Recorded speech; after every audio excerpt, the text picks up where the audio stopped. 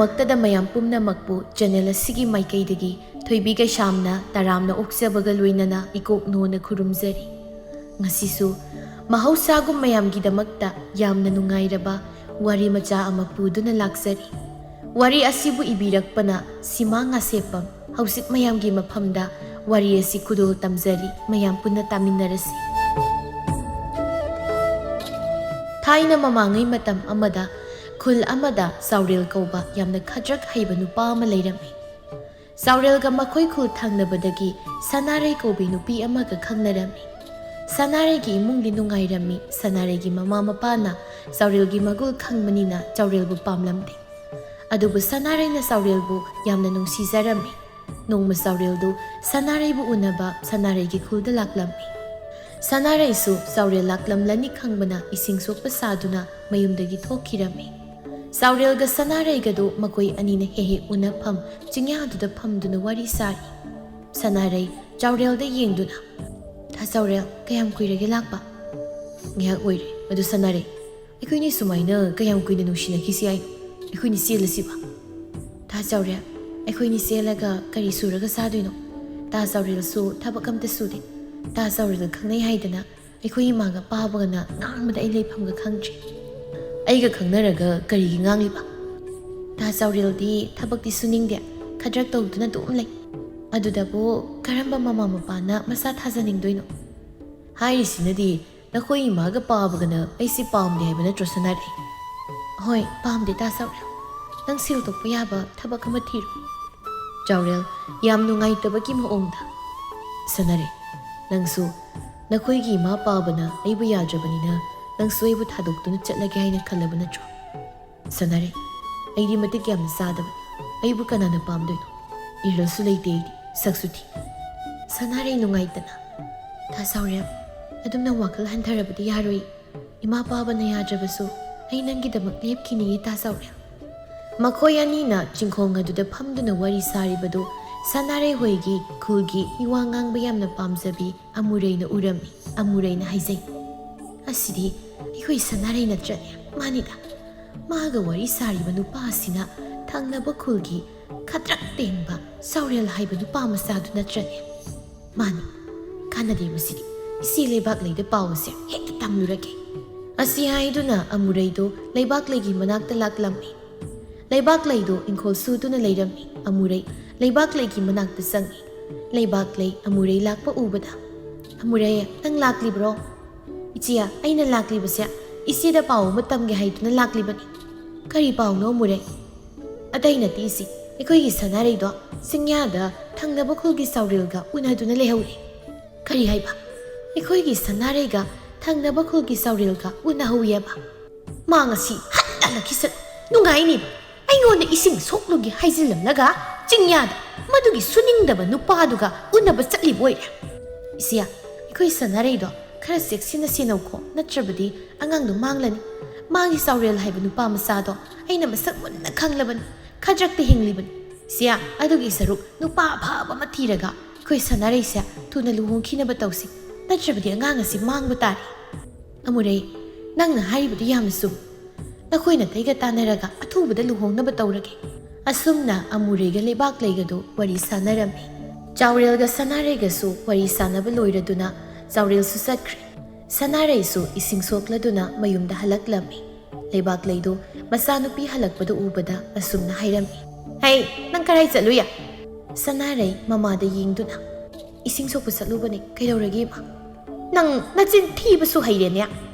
ꯅꯪꯒ ꯊꯪꯅꯕ ꯈꯨꯜꯒꯤ ꯆꯥꯎꯔꯦꯜꯒ ꯆꯤꯡꯌꯥꯗ ꯎꯅꯍꯧꯏ ꯍꯥꯏꯕ ꯑꯩ ꯄꯥꯎ ꯇꯥꯔꯕꯅꯤ. ꯑꯩꯅ ꯅꯪꯉꯣꯟꯗ ꯀꯔꯤ ꯍꯥꯏ? ꯅꯨꯄꯥꯗꯨꯒ ꯎꯅꯕ ꯌꯥꯔꯣꯏ ꯍꯥꯏꯗꯨꯅ ꯅꯪꯉꯣꯟꯗ ꯍꯟꯅ ꯍꯟꯅ ꯍꯥꯏꯔꯕ ꯅꯠꯇ꯭ꯔꯣ? ꯅꯪꯅ ꯑꯁꯨꯛ ꯌꯥꯝꯅ ꯍꯥꯏꯕ ꯏꯟꯗ꯭ꯔꯤꯕꯁꯤ ꯀꯔꯤꯒꯤꯅꯣ?" ꯇꯥꯟꯖꯥꯗꯨꯗ ꯂꯨꯈꯣꯏꯁꯨ ꯊꯣꯡꯒꯥꯂꯣꯝꯗꯒꯤ ꯆꯪꯂꯛꯏ꯫ ꯃꯃꯥ ꯃꯆꯥꯅ ꯉꯥꯡꯅꯔꯤꯕꯗꯨ ꯇꯥꯕꯗ ꯑꯁꯨꯝꯅ ꯍꯥꯏꯔꯛꯏ, "ꯀꯔꯤ ꯑꯃꯨꯛ ꯇꯧꯅꯔꯦ ꯃꯃꯥ? ꯅꯃꯥ ꯅꯆꯥꯅ ꯑꯃꯨꯛ ꯈꯠꯅꯗꯅ ꯂꯩꯔꯝꯂꯤꯕꯁꯤꯅ?" ꯂꯩꯕꯥꯛꯂꯩ ꯃꯥꯒꯤ ꯅꯨꯄꯥꯗ ꯌꯦꯡꯗꯨꯅ, "ꯍꯣ, ꯅꯆꯥꯅꯨꯄꯤꯁꯦ ꯉꯁꯤꯁꯨ ꯑꯩꯈꯣꯏꯅ ꯄꯥꯝꯗꯦ ꯍꯥꯏꯕ ꯊꯪꯅꯕ ꯈꯨꯜꯒꯤ ꯆꯥꯎꯔꯦꯜ ꯍꯥꯏꯕ ꯈꯗ꯭ꯔꯛ ꯃꯄꯤꯗꯨꯒ ꯎꯅꯔꯨꯏ ꯍꯥꯏꯌꯦ." ꯂꯨꯈꯣꯏ ꯃꯆꯥꯅꯨꯄꯤ ꯁꯅꯥꯔꯩꯗ ꯌꯦꯡꯗꯨꯅ ꯑꯁꯨꯝꯅ ꯍꯥꯏꯔꯛꯏ, "ꯏꯄꯥꯒꯤ ꯁꯅꯥꯔꯩ, ꯅꯪꯕꯨ ꯅꯨꯄꯥꯗꯨꯒ ꯎꯅꯔꯅꯨ ꯍꯥꯏꯕꯁꯤ ꯏꯄꯥꯅ ꯅꯪꯉꯣꯟꯗ ꯀꯌꯥꯔꯛ ꯍꯟꯅ ꯍꯥꯏꯔꯕ ꯅꯠꯇ꯭ꯔꯣ? Nang nasuk yamna haibi indriba sibu karigino. Leibak lay na sauna. Masigi angang masya yam hendawri. Moy mapa kanararoi. Nupa phaba mathiduna luhong thokrasi. Sanaray sauna. Ima baba aidi tahazawrel ganatana kana kasulong mangamoy. Luhong labasu tahazawrel ka hongani. Wahay asi hayramlaga sanaray du sangkirami. Masanupi na sangkibadu yingtuna leibak lay na sumna hayrami. Moy mapa masanupi siya mandugi khadrak mapidu da tahadringay da niya luhong thoknaba tawsi.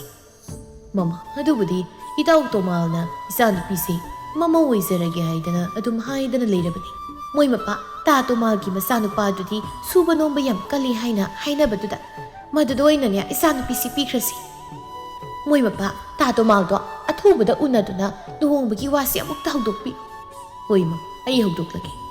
Asum na matay manawdo wari sanarami. Lukhoy na magi marup tomalda luhongbadu yari hayna hayrami. Tomaldo yamna harawrami. Asum na kuthi yengduna luhongbagi matam sulip narami. Sanaray su magi luhongbagi matam lip na kre tabada mathway yamna nungay zaramde. Saw thau haybasu yaramde. Magi kada kaptuna dumak layrami. Libak laydo masanupi na sana basakpu na sanglay. Nangbu zaksi khra sathu unya nasado yararoi niya. Sanaray mamaydo laythoktu na hayri. Ay saksaningde chaktu puthokro. Imagi bema aikoy na silibasi nangi phananabani. Imahoy na silibado aygi phanab oirabasu ay pampi. Nang niya lam yam hengan napatardi nang phubirani. Zaksya chasat sathu uko. Asi hayram laga leibak laydo satkirami. Sanaray du kaptu na layrami zaksu saramde. Ahingi matamni. Sanaray du makuta taranga mapayduna yum adudagi lona thoklai. Sanaray ahing aduda saurelgi mayum tamna laklami. Saurelgi manak yawningmana makhung adu thuna thangtuna laklami. Asum lakpana sanaray du saurelgi mayum yawrami. Saurelgi mayum yawrabada mamang thongdu thilami. Saurelsu tumlambadagi mamang thong thinbagi makol aduna mikap thoklai. Saurel do yam tanna mamang thongdu hangdoklami. Sanaray leptuna layrambadu ubada Saurel do khangprek khanglami. Saurel yam ngakna. Sanaray nangdi mahingsida kanaga laiba. Saurel ay nangi nanak layrurage hayduna laglaman. Imaga pabagana. Ay giluhong na mamatam lipa loykri. Saurel ayum thadoktuna laglaman. Sanaray warido imungda sangduna sanarishla.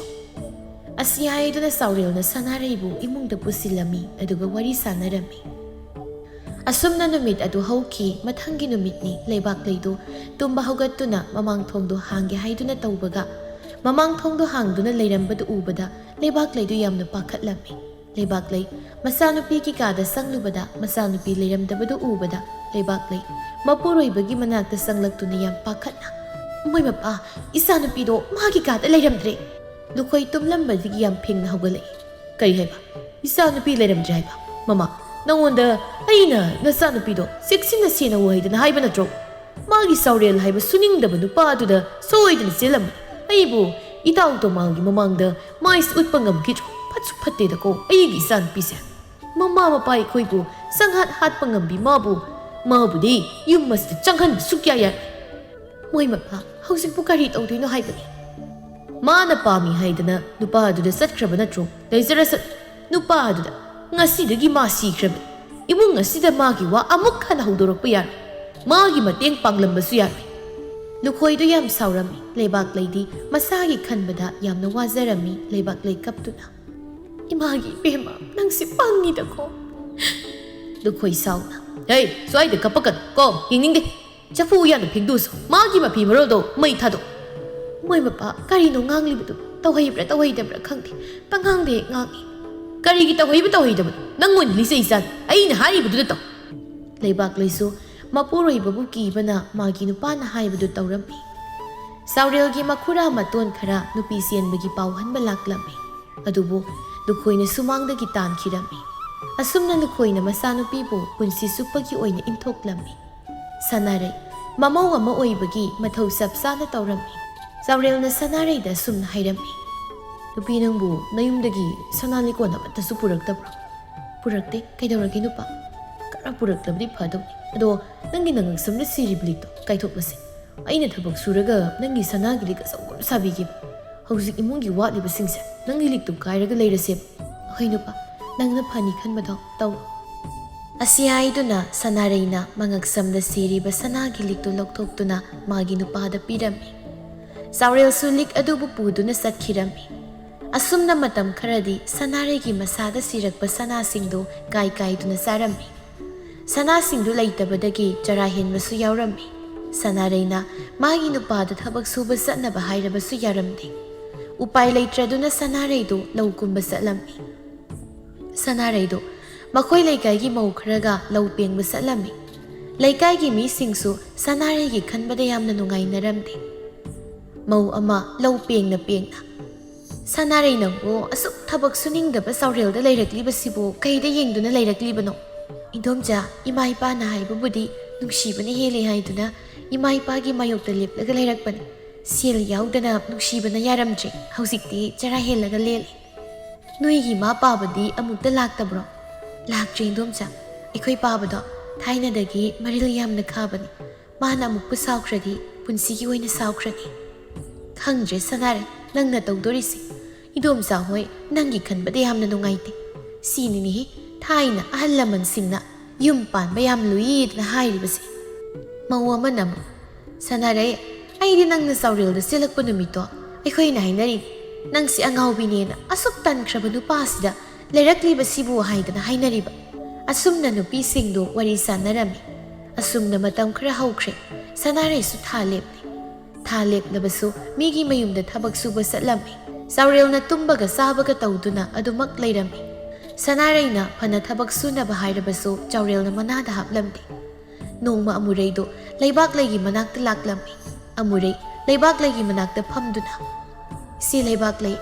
aikhoigi Sanareido thalepli haina tai thalepnaba mana migi yumda thabain khang suba satlena hai amureina tamliba pawdu tabada leibak leidu yamna nungai jaramdi amurei nangonda kanana hairakliba no thangnaba khulda aigi hek pokminaba isi emalai mana hairakpani isia aikoi Sanareido yam ware haida magi nupaduna tumbaga sabaga da tawraga lei haina tai masida thokani haidana aina madugi nupaduda leigano haidana chamara hairabani yaba kauba leite imagi bema nangsi onthokna pangidako phana sauninglabasu isa kaubani na ware tabada imala ipham khangni leibak lei amureido onsinduna amureya nang isigi mateng ta pangbi kai mateng noisia ai nangonda sel khara pige nang nei khoi Sanareida mukta piruso isina satlabadi natai na lan tarani hoi isi piruge nang sita ngahaktang leiram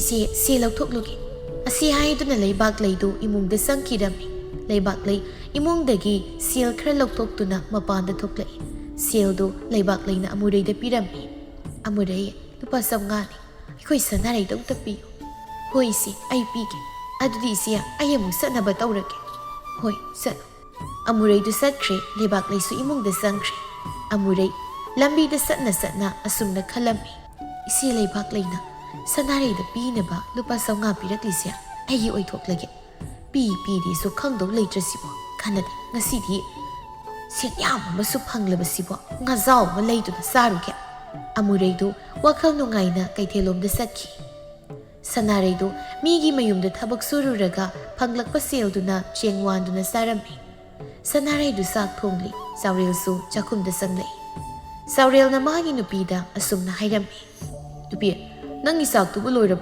chak thongli nena thongnasu koina sangkre ai sak lamana loir chak thongda khara thuna loisilo Sanarei khara sauna nupa nangna chabaga tummaga tawdra dom leiro mi khwaina thabak suba satnari base nangsu khara satpa yaina hausikte isu thayam silagle thabak suba sungamtre nupi nangona kanana thabak suba satlo haike aina nangonda thabak suba satlo na haikrap nupa aina thabak sutradi kari sagadawrike saningai leitraga sadaba tabani Sanareiga Saurelgadu khatnarami Sanareido zara henba numitsu yaurami tha sure aduna Sanareido thabak satpa ngamlamde Sanareidu sa yamna lamlami Sanareina magi nupada sumna hairami nupa ai chakla mana loire tha surabanina thabak suba satpa sungamje umangdagi uyalaga kaithelda yolo sel khra doirabasu phangmi nupi saktu lamangana chakumda chagdun ising thausu aisu ising thaklaga khanglibani Sanare yam sauna Nupa nang natanbasi talida ko.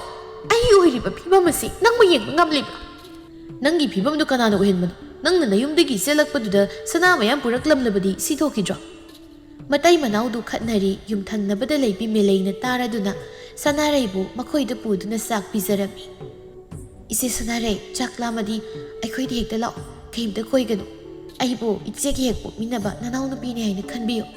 Melei nangna isegi mateng pangbiriba mayamse. Isina karina laman singadabano khangtre.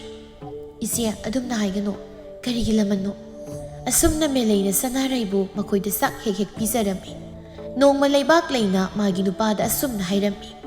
Moi mapa Isado tha suri na hai. Isado yang wari hai na tai. Lokhat pirasi da na isado. Lukhoi sauna. Mama, nang ni isa hai ribudu. Ekhoi gi isa kana. Ha, ekhoi gi isa di sikre. Moi mapa karino hai biribudu. Isa ani suba sunate. Matom tan khara sarab di yari. Isado lokhat pirasi. Isano wabado ayeng mangamte. Wazarage haina makhong na thong na sakhiba natro. Adudi wazazat. Moi mapa Isado karigumba kudong thiba thokrabadi moi mapa tungda ningama oi. Mama, adudagidi nang sai laklat. Aina magi wayu masda pusilakanu haina haiba natro. Nangna aina haiba wa suk kyam lawdribasi nate nang ai gili sai du saning ba. Laibak laina masanupibu lawkhatnaba mapuroibada phana hairabasu dukhoina yaramte. Laibak laidu mathwai yam nungai zaramte. Asumna nongnini haukhre Sanaraidu Angang unabi amaibina angang unarami. Sanaraidu angang nupa ama poklami. Sanaraidi angang unabaduda taibang pal thadokirami. Chaureldi magi nupi angang unabada laitre khanglabasu kahena nungai taba phauramde. Sanarai leitabagi pau asi leibak leisu tarami. Leibak lei masabu kauduna kapsarami. Tanjaduda lukhoidu thongalomdagi sanglai. Magi nupina masabu kauduna leimaida onduna kaptuna leiribada ubada. Mama, kaidore nangna leimaida onduna kaplibadi. Isa nupido angang unabada leitre haina hai. Moi mapau singti pilaba natro. Magi Sanarai nangai khoibu thadokuna chatlabro. Lukhoi phana sauninglabasu masa leitre tabada yamna nungairamti. Lukhoi sudari duda phamduna mamitagi mapi tana kaplami. Isa nupi Sanaraibu leitre haiba. Ipagi bema nang ipabu waraugan ko. Ipani isabu sauninglibani haiduna isabu inthokluri. Ipa isagi maphamda yamna lankre ipagi bema. Asi haiduna lukhoidu kaplami. Kabok leina. Isagi nungsiraba maithokto mapok asi magiyuba phanglaroida ko. Leibak leidu masa kaina maina angaubi amagum kaplami lukhoisu kapsarami. Sanarai na poklamba masa nupa adugi ming pariton kaurami. Pikliba angang adubu melay na sinabirami. Saurel di masa ama leiri haibagi wakal kakauthokre mingondagi khajak tawduna thaktok sathokduna leirami. Milay hinupa angaw na melay da nganglami. Lupi, nang natawribase ay kaya pamdi. Angang asi mapada pitokluso. Ikoy na wana hekto hotnaraga sauraga khajaki mapasi na lawkidoribani. Angang asibadi nungsi adoirabasu mapasi nungsidi. Angang asi pitokluso sa. Nupa, angang asi kharada saukisano. Suningdaba mapasi ki manakta lairabadi. Angang asi sok ito na sirani. Isi Sanarai duso karisu tawzaroidabani. Nupa asina tanmanbadagi siribani. Pare, matam khara angang ase akhoi gi nakta thamnasi. Aduga angang ase pitokisi. Asumna angang ado khara saurakpadagidi mapada pikhirami. Chaurel mingondagi khajrak tawduna sel puraga masaduga maga sarami. Hausiksu saurel thabak amata suramde. Asumna sum haukibana pariton chahi taruk hairakli. Pariton do chaklambana mabuktu pairaga khangli. Baba, chak yam lam, chak, baba, chak. Hey, chak thongnaba singa leite. Sigi hainaw si saraga tup. Pariton do mapadagi hainaw adu lawduna sarami. Chaurel di mathanta sak thongduna sakrabani. Chaurel mani hek pokpa masadu phawba nungsiramti. Chaurel do yonba yaba pot leibra haiduna thibada magi nupina selakpada purakpa tarang adu leiba urami Chaurel na khalli. Sigi tarang asidi Sanarai na selakpada purakkiba tarang aduni. Tarang asi hangduna manungda kari yawgi haiduna hekta yenglagi. Asi haiduna tarang adu hangdoklami. Tarang adu hangdokpaga tarang adudagi bhut ama paithorai. Saurel ga pariton gadu bhut adubu ubada yamna pakatlami. Bhut aduna aibu tarang asida sumak thami. Ai tarang asida leisaki. Nang tarang asida leiba yaroi. Tarang asi aina yoladoni. Nang na tau haiba loina tausaki. Tarang asi aigi leifamni. Tarang asi bu yonbigano. Tarang asi yongano hairabadi ngasidagi imungi thabak pumba nang na tawbu tab. Ai tausage mapu. Pare pare. Tarang asida leiro. Ai kanadagi no sil kita purukike. Asi haiduna Saurel du sakhirami. Pariton bhut aduda yengduna. Bhut ai chag yamna lame. Asi haiduna pariton du kaplami. Pariton na kapadu uraga bhut yamna nungairamde. Kapkanu pariton. Nakoi magi aroiba matamda nang musenaru haiduna hairami. Bhut aduna pariton na sanaba hauraba sa insang mayam ama thokhalami. Pariton cha insang adubu ubada harauna. Bhut cha insang mayam se aigiro. Nangini napalakringaida satho. Hoi Bhut. Pariton do chak tu sarami. Pariton cha insang do yam hauna sarami. Pariton na Bhut aduda. Bhut nang tarang asida matau karam na yauramliban. Nakhoigi napu pokpa mapado Bhut sanai. Aikhoi imada napu na ise piraman. Nakhoi imana ai tarang da haptuna thambani. Bhut aduna pariton da wari libirami. Pariton so wari du tana tumlami. Saurel so sen puba laklami. Saurel na wakal da khalli. Ai di kanadagi sil pugani tauriside. Khulakpagi manakta sattuna sil khrada puzage haiduna hekta hairurage. Saurel do asi khanna khulakpagi manakta laklami. Khulakpa Saurel ubada asumna hairai. Hey Saurel, nang di mafam asida kari tawba laklibano? Pa khulakpa. Ai si pa khulakpadagi sil kita hangge haiduna laklibano. Ai gi sado chaklami haiduna kaptuna lehawi. Ai isagi matawdo yengba ngamdraduna ipa khulakpadagi mateng laururage haiduna laklabani. Khulakpa Saurel da yengduna. Nangna nasa kapli haiduna aingondagi pukhiba sensi kayamdi yamai. Sel singdo hana singo chalo ai thabak yam sili. Asi haiduna khulakpa na Saurel bu talami. Saurel su sakhirami. Saurel mayumda halaklami. Masanupa na sarambagi sagum tabada ubada Saurel du yamna ngaklami. Karai di sak mana sari basina. Janga si hauba ngaktani nga thumga su yawini. Saurel du masabu thirai. Phamungda nungai na tumduna lairambadu ubada Saurel du sangsinduna masabu hagdoklami. Hey Pariton, haguluni nangbo. Pariton.